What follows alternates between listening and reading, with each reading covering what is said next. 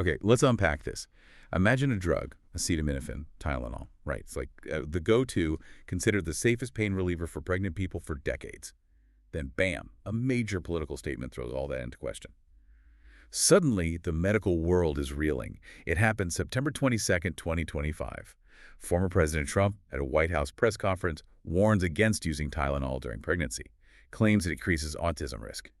That creates huge pressure, uncertainty, for anyone expecting or thinking about it. For you, listening right now. Exactly. And this is where we really need to dig in.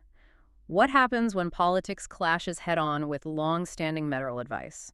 Our goal here isn't about taking sides. It's about giving you the tools, the critical thinking needed to look at the sources yourself. Specifically, how to tell the difference between just seeing two things happen together, that's correlation, and one thing actually causing the other, that's causation. Okay, so let's start with the spark. This political claim, it was fueled by a study that came out not long before, right? That's right.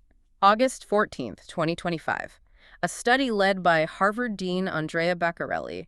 It concluded there was evidence of an association, that's the key word, an association between Tylenol use during pregnancy and a higher rate of neurodevelopmental issues. And they recommended limiting intake pretty much immediately based on that association. But what was the immediate reaction from, say, the FDA, the official bodies? Well, that's crucial. The FDA put out a statement almost simultaneously. They said, look, some studies show an association, yes, but, and this is a big but, a causal link is absolutely not determined. They stress that. And importantly, Tylenol is still the only approved non-prescription drug for fever and pain during pregnancy. Hold on, so the political message was kind of, just stop taking it, there's no downside. Is that accurate? Medically speaking. That's a dangerous assumption. KFF Health News pointed this out very quickly.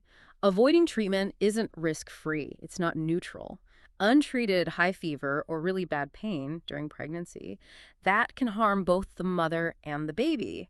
We're talking known risks like potential neurotube defects, preterm birth. These are serious established risks of not treating. Okay, so the no downside argument doesn't really hold up medically. Not at all. The risks of avoidance are tangible. Right. And this wasn't just the FDA pushing back. You mentioned the academic debate. Were there other studies looking at this whole picture?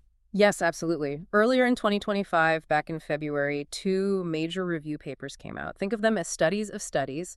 They looked at a whole bunch of existing research and found, well, no consistent strong evidence this association or any neurotoxicity from Tylenol. No consistent evidence. How did they explain the association that the Beccarelli study pointed out?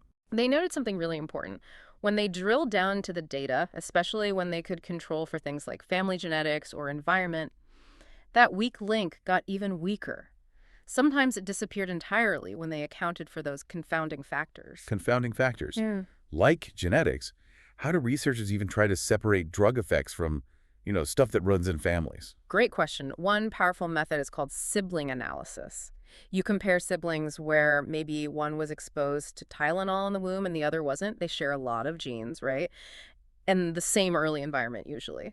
So if the risk is similar for both siblings, or if the drug effect vanishes when you compare within families like this, it strongly suggests it's the shared genetics or environment, not the drug itself. Okay, so sibling analysis tries to get closer to causation, not just correlation. Exactly. It helps filter out some of that background noise. Which brings us back to the study that kicked off this whole political firestorm. Yeah. There's a financial angle we have to talk about, isn't there? Yeah. Yes, there is. The Harvard Crimson reported on this. It came out that the lead author, Andrea Beccarelli, had been paid, specifically at least $150,000 in 2023.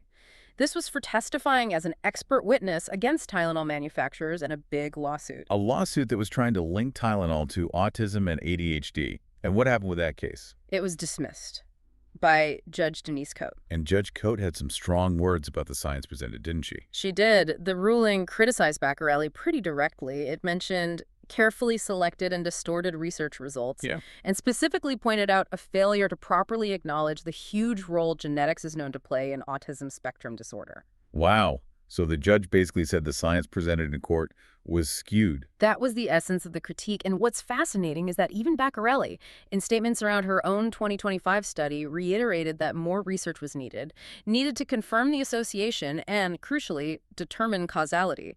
Yet the political message leaped straight to a definitive warning. So let's try and pull this together for you, the listener.